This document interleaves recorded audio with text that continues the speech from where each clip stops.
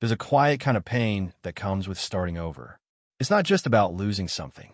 It's about losing the version of you that believed it would work out. The version that was so sure, so hopeful. And no one really talks about that. They see you move on, change direction, try again. But they don't see you staring at the ceiling at 2 a.m., wondering if you're just too broken to begin again. Too late, too tired, too far behind.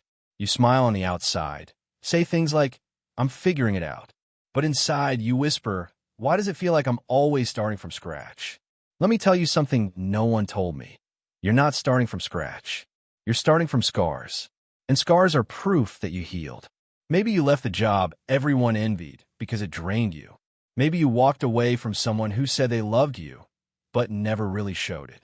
Maybe you're picking up the pieces of a dream that once felt alive, but now all you feel is guilt for letting it die. You don't talk about that part. The shame, the silent comparison, the feeling that everyone else seems to have it together while you're quietly falling apart. But here's the thing. Starting over doesn't mean you failed. It means you listened to your soul when it whispered, "This isn't it." It means you had the courage to stop pretending, to stop forcing it, to stop breaking yourself just to fit into something that never really fit you. That's not weakness. That's growth. You're not behind. You're just realigning with a life that's meant for you, not the one you settled for. So take your time. Let the dust settle. Cry if you need to. Rest if you must. But don't you dare call yourself a failure. Because starting over is not going backward. It's walking forward with a wiser heart. And this time, you know better. You are better. You're not broken for beginning again. You're becoming. Quietly. Courageously. Frame by frame.